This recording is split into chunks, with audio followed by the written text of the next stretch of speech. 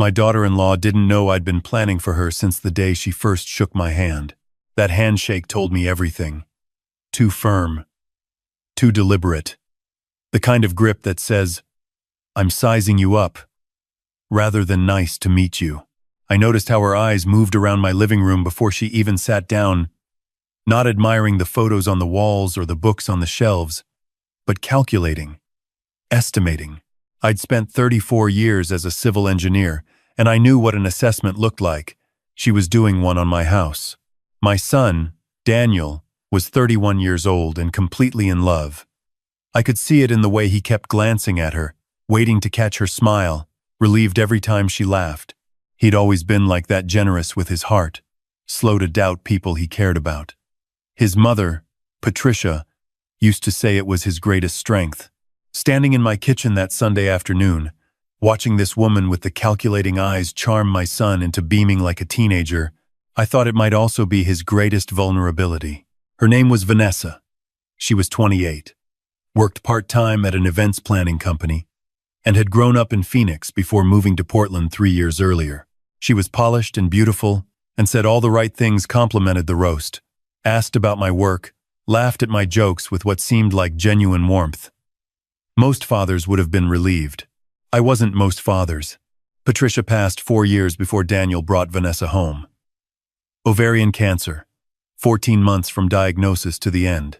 In those 14 months, my wife, who was sharper than anyone I've ever known, sat with our attorney twice and made certain that everything we'd built together was structured in a way that would protect Daniel no matter what came.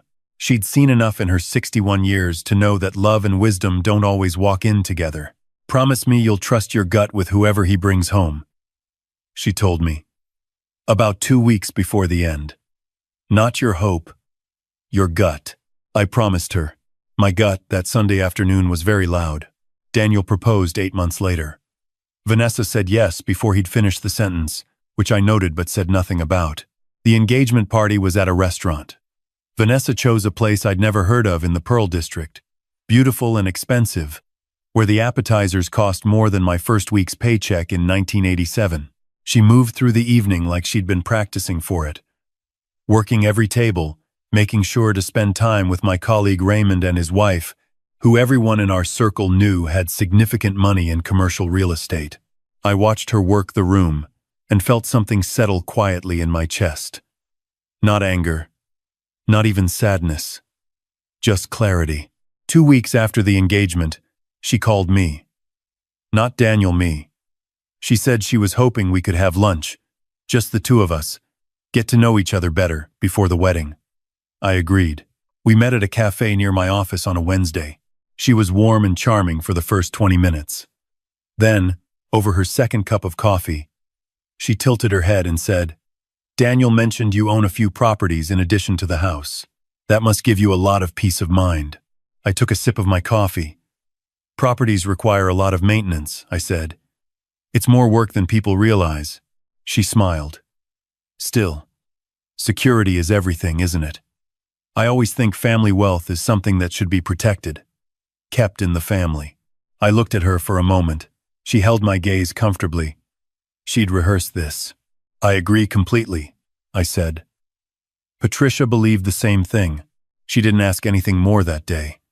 But I drove home knowing the lunch hadn't been about getting to know me. It had been an opening position. I called our family attorney, Gerald, that same afternoon. The wedding was held in June, on a vineyard outside of Dundee. I won't say it wasn't beautiful, it was. I also won't say I didn't feel a wave of grief when Daniel stood at that altar, because I wished fiercely that Patricia had been there to see him. But the wedding cost $220,000, of which Vanessa's family contributed $11,000. Daniel paid the rest. And when I offered to help, he quietly told me Vanessa had said it was important to her that they do it themselves. What she meant, I would later understand, was that she didn't want me involved in the planning because involvement meant oversight, and oversight meant questions. I did insist on one thing. Before the wedding, I sat Daniel down at my kitchen table with a cup of coffee and a straightforward conversation. "I need you to talk to Gerald," I said. He looked uncomfortable. "Dad, I'm not saying anything against Vanessa," I said, which was true, technically. I'm saying that your mother and I worked for 37 years to build what we have, and I need to know that it's protected properly going forward. It's not about distrust. It's about structure. Gerald can draft a prenuptial agreement that protects both of you. Daniel was quiet for a long moment. He's always been a thinker. He doesn't argue impulsively. Finally, he said, "Does she have to know it came from you? It came from your mother?" I said, "Years ago. This was always the plan." He nodded slowly. He brought it up with Vanessa that same week. She pushed back hard. From what Daniel told me, said it felt like a lack of faith. Said his family clearly didn't trust her. Daniel held firm. He told her it was non-negotiable. 3 days before the wedding, she signed it. Gerald told me afterward that she'd read every line carefully and asked 3 very specific questions about what would happen to assets held in trust in the event of a divorce. He said she'd been polite, but thorough. She understood exactly what she was signing, Gerald said. "I know," I said. They moved into a house in Lake Oswego. Daniel's money, 30-year mortgage, a beautiful craftsman with a big backyard. Vanessa quit her events planning job 2 months after the wedding. She told Daniel she wanted to launch her own consultancy. A year and a half later, the consultancy had 1 client and a very attractive website. The spending started gradually. A renovation of the master bathroom, $43,000. A new vehicle, a luxury SUV, $61,000. A trip to Italy that Daniel mentioned almost apologetically, as though he knew what my expression would do. I kept my expression neutral. I had coffee with my son every Sunday morning, and I listened more than I spoke.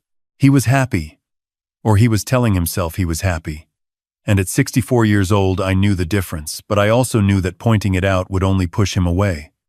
So I listened. I watched. I kept my records. What Vanessa didn't know, what Daniel didn't know either, because I hadn't told him, was that the majority of what Patricia and I had built over 37 years was not in my name. It hadn't been since 2019. Patricia's final meeting with Gerald, 6 weeks before she died, had restructured everything into an irrevocable trust with provisions that Gerald had spent considerable time making airtight. The house I lived in was the only asset in my personal name. The properties, the investment accounts, the business interests I'd retained after selling my engineering firm, all of it sat inside a structure that Vanessa couldn't touch with a court order, let alone a lawyer's letter. I hadn't told Daniel because Patricia had asked me not to. "Tell him when the time is right," she'd said. "You'll know when." I was starting to think I knew when. It was a Tuesday in October when my phone rang at 7:40 inches the morning. I was at my kitchen table with coffee and the newspaper, which I still read in print because some habits are worth keeping. It was Daniel. His voice was tight, in a way I hadn't heard since he was 19 and called me from a hospital waiting room. "Dad." He stopped. Started again. "I need to tell you something, and I need you to not react until I finish." "I'm listening," I said. "Vanessa hired someone. A financial investigator. She's been trying to find out what you actually own. What's in your name, what's in trust, what the properties are worth." A pause. "I found out this morning." She left her laptop open. I wasn't snooping. I saw it. I set down my coffee cup. "Dad, there's a report with your name on it, and Gerald's name, and she's been doing this for at least 4 months. I was quiet for a moment. I heard him breathing. "Are you angry?" he asked. "No," I said. It was true. I wasn't angry. The clarity from 3 years ago simply sharpened into something very precise. "I'm not surprised either." "Are you home?" "Yes." "Is she there?" "She went to get her nails done." "She'll be back by noon. Then come here," I said. "Right now. There are some things your mother wanted me to tell you." He sat at my kitchen table in the same chair he'd sat in his whole life, and I told him everything. The trust, the restructuring, the provisions Patricia had insisted on. I showed him the documents, the ones I'd kept in the fireproof safe in my office, not because I was hiding them from him, but because Patricia had been very clear that Daniel needed to build his own confidence before he understood the full picture. She'd known their son. She'd known he needed to feel like he was standing on his own before he learned there was a net below him. When I finished, he was quiet for a long time. Then he said, "She's been lying to me. She's been managing you," I said, which was more accurate and more useful for him to understand. "That's the same thing." "Yes," I said. "It is." He looked at his hands. He looked like he had when he was 8 years old and found out a friend had betrayed a confidence, that particular expression of someone recalibrating their understanding of the world. "How long have you known that she was looking for assets?" "Since Gerald called me last month. Someone had been making inquiries through a third-party service, and he recognized the pattern." Daniel looked up sharply. "Gerald knew?" "Gerald was watching. That's what I pay him for." My son sat back in his chair. He rubbed his face with both hands. Outside, the October rain had started against the windows. I refilled his coffee without asking and put it in front of him. "What do I do?" he said. "That's your decision," I said. "Not mine. But you should make it with full information. So let me finish telling you everything." I told him about Vanessa's phone call the week after the engagement, the calculated lunch, the questions about the properties, the way she'd read the prenuptial agreement, the specific clauses she'd asked Gerald about. I told him that I'd been keeping notes not to build a case against her, but because his mother had taught me that documentation was the difference between knowing something and being able to prove it. He listened to all of it without interrupting. When I finished, he said nothing for almost 2 minutes. Then, "Did Mom know something like this would happen?" "Your mother knew that loving someone doesn't make you safe from them," I said. "She wanted you to be both." He nodded. He drank his coffee. He stared at the rain. "I'm going home," he finally said. "I'm going to talk to her. Do you want Gerald's number to call first?" He thought about it. Then, "Yes." That was the moment I knew my son was going to be all right. He called Gerald from the driveway before he went inside. Gerald walked him through exactly what the prenuptial agreement covered, what Vanessa had signed away any claim to, and what Daniel's exposure was if he chose to proceed with a separation. Gerald is not a warm man, but he is a thorough one, and by the time Daniel went through his own front door, he understood exactly where he stood. I wasn't there for the conversation. Daniel told me about it afterward, over dinner at my house 3 days later. The first dinner we'd had together without Vanessa in 4 years, and I made Patricia's pot roast because it seemed like the right choice. He said he'd come in and sat down at the kitchen table and waited. When Vanessa came home from her appointment, she'd known immediately that something was different. He said she went very still in the doorway, the way people do when they've been caught and are calculating whether to run or negotiate. He'd placed the printed report from the financial investigator on the table between them. She'd looked at it, then at him. Then she said, very carefully, that she'd only been trying to understand the family's financial situation so she could plan for their future. Daniel said he'd nodded slowly. Then he told her what I'd told him. All of it. The trust, the restructuring, the prenuptial clauses she'd specifically asked about, Gerald's number, ready to be called. He said her expression changed exactly once, and it changed completely. And he understood then that he was seeing the real version for the first time. She left 2 weeks later to stay with her sister in Phoenix. Her attorney contacted Gerald shortly after. The negotiation was brief because there was very little to negotiate. Patricia had made sure of that. Vanessa received exactly what the prenuptial agreement specified. Her personal belongings, her car, and a settlement figure that her attorney had tried to argue upward and failed. Gerald called me when it was finalized. Clean, he said. Just like Patricia drew it up. I thanked him and sat in my study for a while after I hung up. The room was quiet in the way houses get quiet in the evening, settling into themselves. I looked at the photograph of Patricia on my desk, the one from our trip to Maine in 2014, where she's laughing at something just off camera, her hair blown sideways by the wind, and I thought about a woman who, even at the end of her life, had been thinking about her son's future. She hadn't protected Daniel from heartbreak. She hadn't been able to do that. But she'd made absolutely certain that when his heart broke, he would still be standing. It's been 14 months since the divorce was finalized. Daniel sold the house in Lake Oswego and moved into a rental closer to my neighborhood. He comes for coffee on Sunday mornings now and sometimes stays through lunch. He started running again. He used to run in college and gave it up somewhere in the marriage.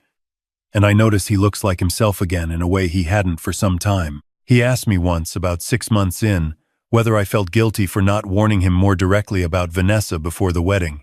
I thought about it honestly before I answered. I thought about saying more, I told him. But you were in love, and I didn't have proof, and your mother taught me the difference between a gut feeling and a fact.